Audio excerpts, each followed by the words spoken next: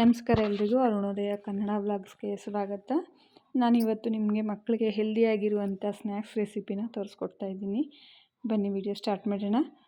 ನಾನು ನೆನ್ನೆ ರಾತ್ರಿನೇ ಒಂದು ಸ್ವಲ್ಪ ಹೆಸರು ಕಾಳು ಮತ್ತು ಒಂದು ಸ್ವಲ್ಪ ಕಡಲೆ ಬೀಜನ ನೆನೆಸಿಟ್ಟಿದ್ದೆ. ಹೆಸರು ಕಾಳು ಒಂದು ಬೌಲಷ್ಟು ತೊಗೊಂಡ್ರೆ ಸಾಕಾಗುತ್ತೆ. ಇದು ಚೆನ್ನಾಗಿ ನೆನಿಬೇಕು. ನೋಡಿ, ಒಂದು ಸ್ವಲ್ಪ ಹಸಿ ಕಡಲೆ ಬೀಜ ತೊಗೋಬೇಕು. ಅದು ಅಷ್ಟೇ, ಅದ್ರ ಜೊತೆಲಿ ಚೆನ್ನಾಗಿ ನೆನಿಬೇಕು. ಹಾಗಾಗಿ ಚೆನ್ನಾಗಿ ತೊಳೆದುಬಿಟ್ಟು ಮತ್ತೆ ನೀರು ಹಾಕಿ ಹಾಕ್ತಾಯಿದ್ದೀನಿ. ಸೊ ಚೆನ್ನಾಗಿ ನೆಂದಿರೋ ಅಂಥ ಕಾಳುಗಳನ್ನು ನೋಡಿ, ಇದು ನೆಂದಿದೆ ಬೆಳಗ್ಗೆಗೆ. ತುಂಬಾ ಒಳ್ಳೆಯದಿದು ಮಕ್ಕಳಿಗೆ. ಒಂದು ಬೇರೆ ಪಾತ್ರೆಗೆ ಹಾಕ್ಕೋತಾ ಇದ್ದೀನಿ. ಇದಿಷ್ಟು ಹಾಕಿದ್ರೆ ಸಾಕಾಗುತ್ತೆ, ಸುಮಾರು ಒಂದು 3 ಜನ ತಿನ್ನೋಷ್ಟು ಆಗಿರುತ್ತೆ. ಈಗಂತೂ ಹೆಣ್ಮಕ್ಳು 11 ವರ್ಷಕ್ಕೆಲ್ಲನೂ ಸಹ ಮೆಚೂರ್ಡ್ ಆಗ್ತಾ ಇದ್ದಾರೆ.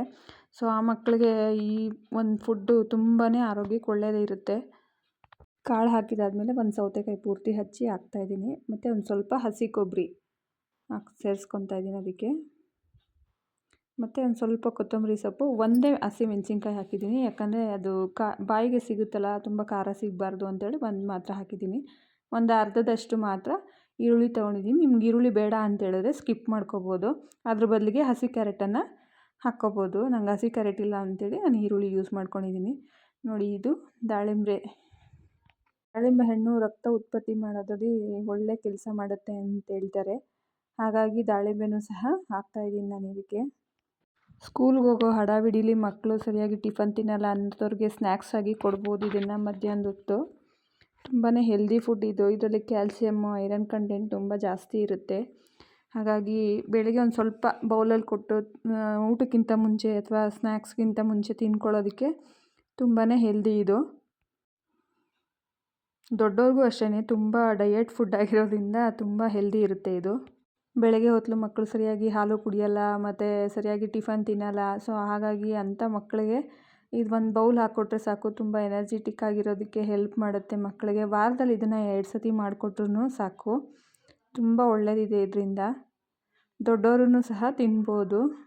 ಬ್ಲಡ್ಡಲ್ಲಿ ಹಿಮೋಗ್ಲೋಬಿನ್ ಅಂಶ ಕಮ್ಮಿ ಇದ್ದರೆ ಅಥವಾ ಹೆಣ್ಮಕ್ಳಿಗೆ ಕೆಲವೊಂದು ಹಾರ್ಮೋನ್ ಇಂಬ್ಯಾಲೆನ್ಸ್ ಪ್ರಾಬ್ಲಮ್ಸ್ಗಳಿಗೆಲ್ಲನೂ ತುಂಬಾ ಒಳ್ಳೆಯದಿರುತ್ತೆ ಇದು. ಬೆಳಗ್ಗೆ ಹೊತ್ತು ಬಿಸ್ಕೆಟ್ ಕೊಡೋ ಬದಲು ಅಥವಾ ಬಾಕ್ಸಿಗೆ ಇನ್ನೇನೋ ಸ್ನ್ಯಾಕ್ಸ್ ಹಾಕ್ಕೊಡೋ ಬದಲು ಈ ಥರದನ್ನು ಹಾಕ್ಸ್ಕೊಟ್ರೆ ಹೆಲ್ದಿಯಾಗಿರೋ ಫುಡ್ ತಿಂತಾ ಇರ್ತಾರೆ. ಇದಕ್ಕೆ ನಾನು ಹುರಿದಿರೋ ಸಾಸಿವೆನ ಆ್ಯಡ್ ಮಾಡ್ಕೊತಾ ಇದ್ದೀನಿ.